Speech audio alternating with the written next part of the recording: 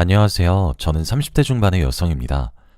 이 정도 나이가 되면 누구나 한 번쯤 누군가를 잃어 큰 상실감에 빠지곤 한다죠. 저도 제가 사랑하는 소중한 사람이 병으로 인해 세상을 등진 경우가 있었습니다.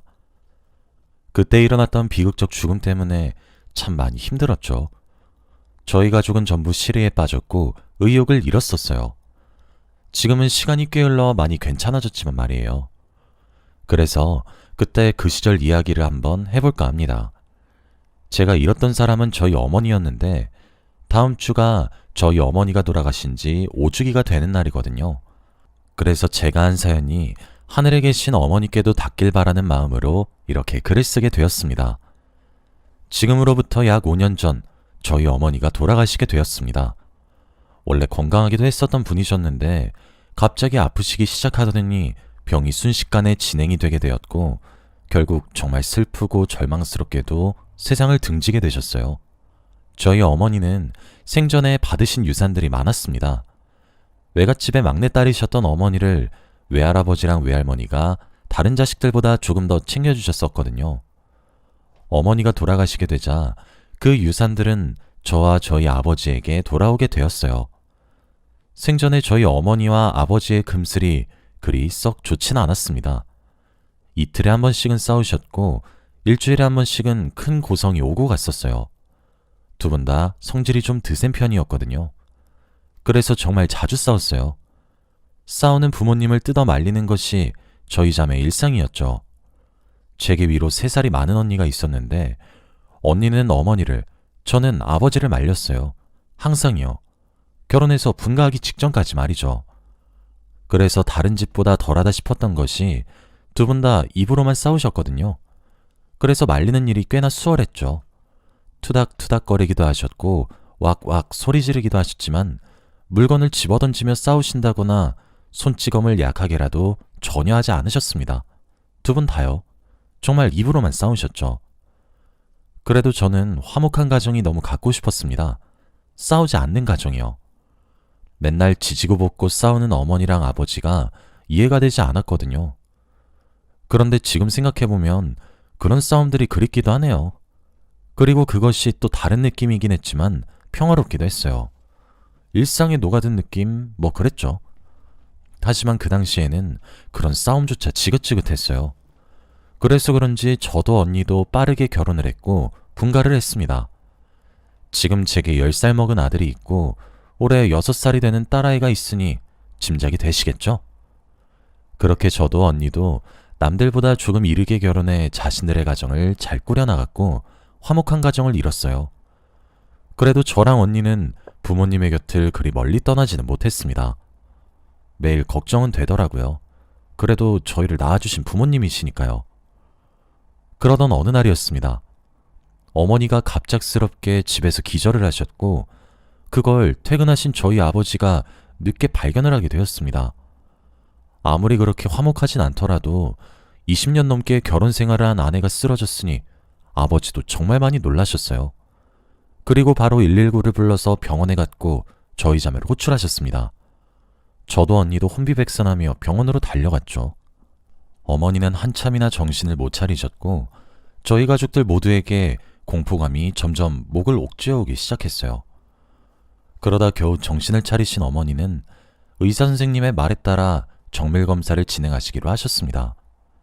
검사 결과는 저희 가족에게 충격을 불러일으켜 주었어요. 어머니는 뇌에 종양이 생겼고 이미 손을 쓸 수 없을 정도로 커졌고 악성이라고 하시더군요. 어머니에게 더 해줄 처방은 그저 고통만 조금 상쇄시킬 수 있도록 진통제만 처방할 수 있다고 하셨어요. 어머니가 종종 머리가 아프고 속이 메스껍다고 말씀하셨어요. 저희는 그럴 때마다 체하신 것이 아닌가 싶어 소화제를 사다 드리는 것 말고 한 일이 없었는데 그게 뇌종양의 초기 증상이었다고 하시더군요. 그때 만일 정밀검진을 통해 병원을 알아냈다면 어머니는 생사를 달리하셨겠죠. 어머니가 많이 고통스러워 하셨을 거라고 하시는 의사 선생님의 말씀들이 왜 어머니를 저 지경이 될 때까지 내버려 두었냐는 타박으로 들렸고 사무치게 후회가 되었습니다. 그리고 저희 자매보다 더 큰 충격을 받으신 분은 저희 아버지셨죠. 저랑 언니는 아버지가 눈물을 흘리는 장면을 단 한 번도 본 적이 없었는데 그날 처음 목격하게 되었습니다. 어머니도 결국 자신의 병명을 알게 되었고 시리에 빠졌습니다. 진통제를 처방하며 병원에 입원하시라고 해도 어머니는 모두의 만류를 뿌리치고 퇴원을 하셨고 마치 믿기 힘들다고 시위라도 하는 듯 술과 담배에 손을 대기 시작했고 어머니 인생은 점차 망가져갔습니다. 시한부라고 길어도 1년을 살 거라는 말에 어머니는 죽음을 받아들이지 못했고 그렇게 망가져가는 어머니를 말리려고 애를 썼지만 죽음을 받아들이라고 차마 강요할 순 없었습니다. 매일 부모님 집을 저랑 언니가 번갈아가며 들락거리며 살뜰히 챙기기 시작한 어느 날이었습니다. 매일 거실에 누워 담배를 피시던 어머니가 말끔히 차려입고 거실에 저랑 언니를 앉히더군요. 무슨 일인가 싶어 숙취가 없는 어머니 얼굴을 오랜만에 봐서 의아해하며 자리에 앉아 왜 그러냐고 하니 서류봉투를 하나씩 건네주더군요. 어머니 명의로 된 상가 건물이 2채가 있었는데 그것을 각각 저와 언니 명의로 이전한 서류였습니다. 어머니는 3달간의 방황 끝에 겨우 죽음을 받아들이기로 하신 듯 하셨어요. 저와 언니에게 미리 유산을 정리하는 김에 명의 이전을 했다고 엄마가 죽어서 먼저 가고 없어도 항상 하늘에서 지켜볼 테니까 화목하게 살라고 그동안 엄마 노릇을 제대로 해주지 못해 미안하다고 하셨어요. 그깟 상가 건물이 뭐가 중요합니까? 엄마가 재산을 정리하기 시작하면서 저와 언니도 어머니의 죽음을 차차 받아들이게 되었습니다. 엄마는 영정사진도 스스로 곱게 화장하고 한복을 차려입고 찍으셨고 병원에 진통제를 타다 먹기 시작했죠. 마약 성분이 함유되어 있지 않은 독한 진통제가 아니면 고통이 멎어지지 않게 되었습니다. 아버지도 그렇게 점점 바스러져가는 어머니의 모습을 보며 차차 죽음을 받아들이기 시작했습니다. 아버지가 하루는 저희 자매에게 그러더군요. 어머니와 1달 정도 국내 여행을 하고 싶다고요. 이미 2분 사이에서 상의를 끝낸 상황으로 보였습니다. 저와 언니는 아무런 말도 할 수 없었습니다. 우리 자매는 각자 들고 있던 적금을 하나씩 깨서 어머니와 아버지께 1,000만 원에 가까운 현금을 쥐어드리며 원 없이 하고 싶은 것, 먹고 싶은 것들 다 하고 돈 걱정하지 말고 즐겁게 다녀오시라고 했어요. 돈이 부족하면 언제든지 얘기를 하라고 했습니다. 어머니는 아이처럼 한바구음을 지으며 딸들을 잘 키워놨다 웃으셨고 어머니를 제외한 저희 가족들은 가슴이 아팠죠. 그렇게 2분이서 계획한 1달보다 2달을 더 얹어서 약 3달간 국내 일주를 시작하셨습니다. 저와 언니는 암묵적으로 돈을 넉넉히 보냈어요. 제 남편과 형부도 저희의 심정을 알았기에 저희의 결정을 존중해줘서 정말 고마웠어요. 그렇게 어머니랑 아버지는 강원도부터 제주도까지 국내에 안 먹어본 것들이 없었고 보지 못한 관광 명소가 없다고 해도 무방할 만큼 굉장히 호화롭고 행복하고 또 안전하게 여행을 끝마치셨어요. 그렇게 집으로 돌아온 어머니는 거짓말처럼 자리에 알아 누웠습니다. 곧 죽어도 병원에 입원해서 생을 마감하고 싶지 않다는 어머니의 의사가 강력해서 집에 모셨어요. 어머니는 그렇게 자리에서 더는 일어나지 못하셨고 아픔에 취해 엉엉 울기도 했고 약에 취해 죽은 듯이 잠만 자기도 했어요. 한 번은 잠에 드신 어머니의 모습이 너무 미동이 없어 코 밑에 손가락을 대며 확인했고 심장을 쓸어내리기도 했습니다. 그렇게 시간이 지나 겨울이 찾아왔어요. 어머니가 받은 시한부의 기간이 거의 다 되어갔어요. 몇 달 뒤 봄이 오면 어머니는 그만 숨을 거두시게 되는 거였어요. 아무리 어머니와의 이별을 준비해도 저도 언니도 그리고 아버지도 완벽하게 준비할 수도 없었고 제대로 받아들이지 못하고 있었습니다. 그때 언니가 묘안을 내기 시작했어요. 언니는 어머니의 방에 들어갈 때 겨울옷을 입고 들어가자고 했죠. 어머니께 계속 겨울이란 것을 강조하자고 말이에요. 그렇게 우리 가족의 연기는 시작되었습니다. 창문을 열어드리며 눈이 오는 것도 보여드렸고 매번 들어갈 때 털모자 패딩을 입고 인사를 했어요. 겨울이라 너무 춥다고 하면서요.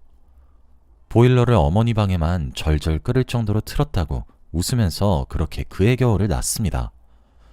꽃이 피어나는 봄이 오고 무더운 여름이 오고 낙엽이 떨어지는 가을이 와도 저희의 연극은 계속되었어요.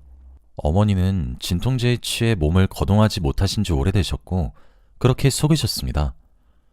이번 겨울은 참 길다고만 하시는 어머니의 뇌에 자리 잡은 종양이 참 미웠고 저희들을 서글프게 했어요.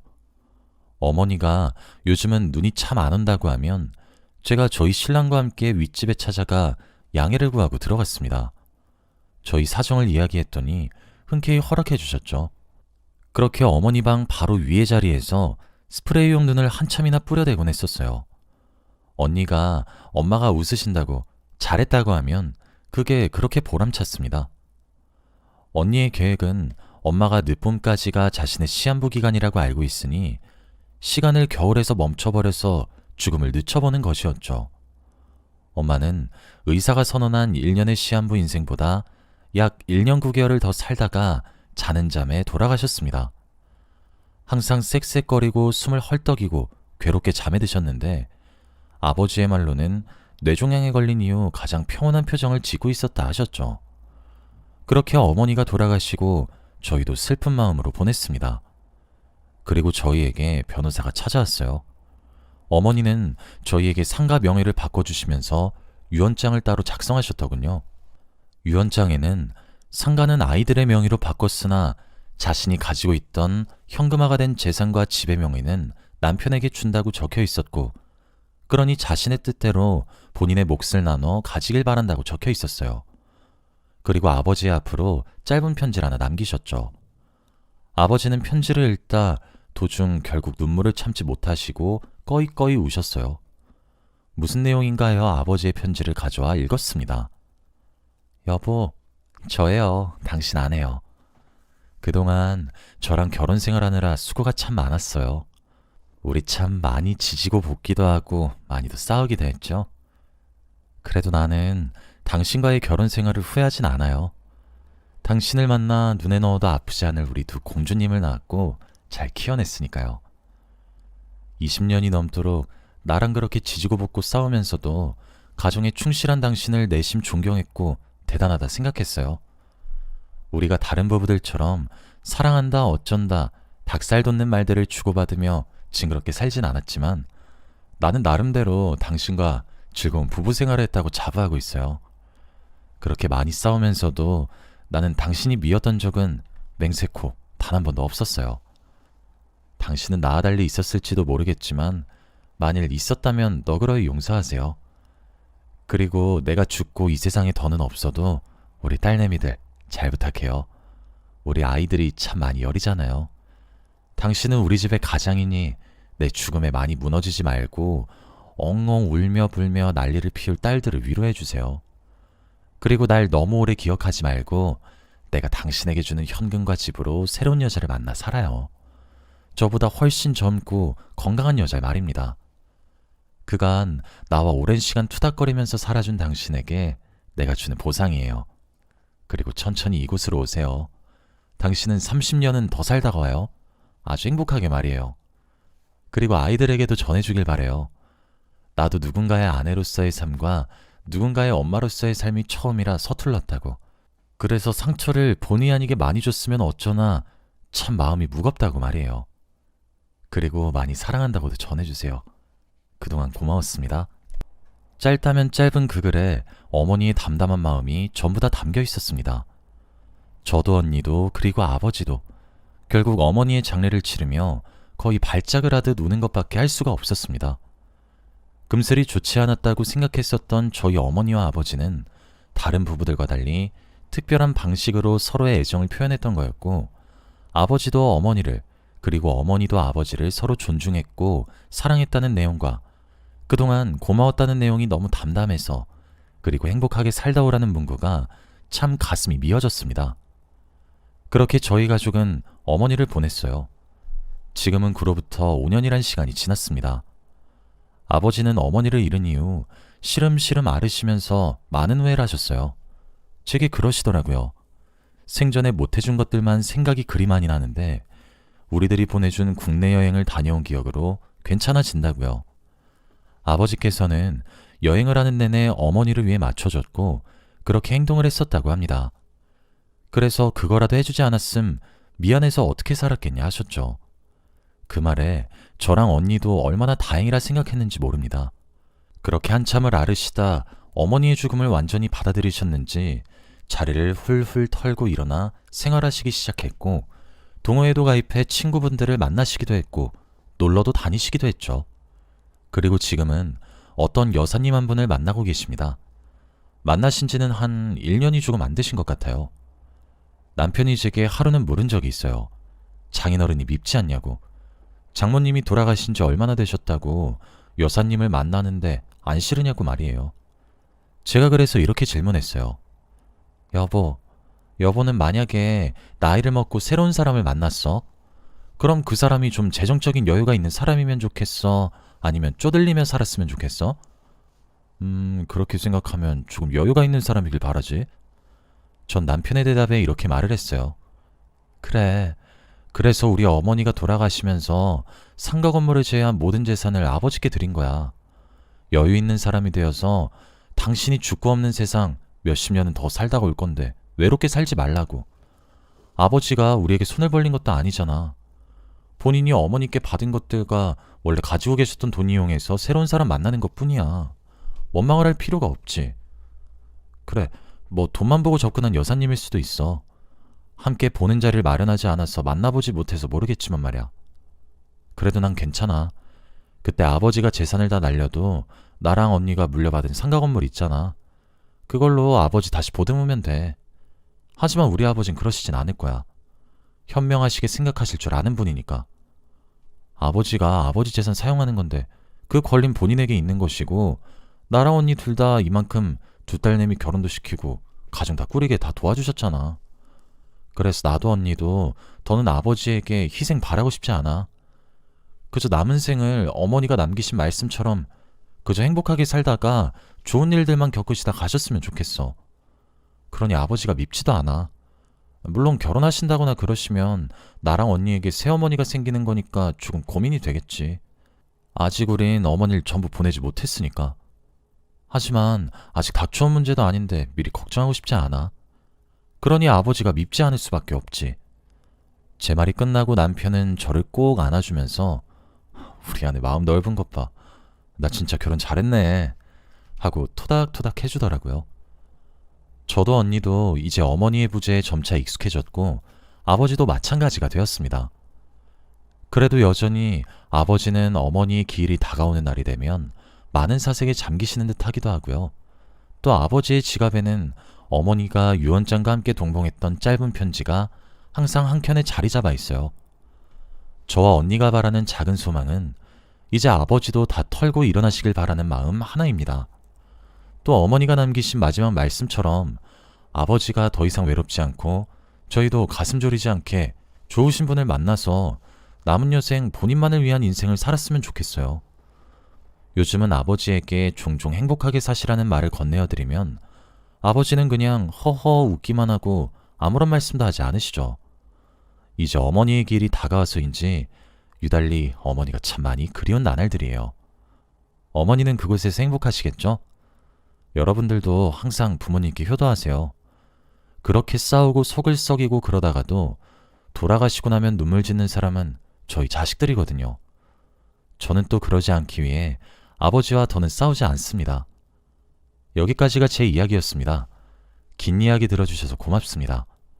여러분들의 가정에도 항상 행복만 가득하시길 바라겠습니다. 안녕히 계세요.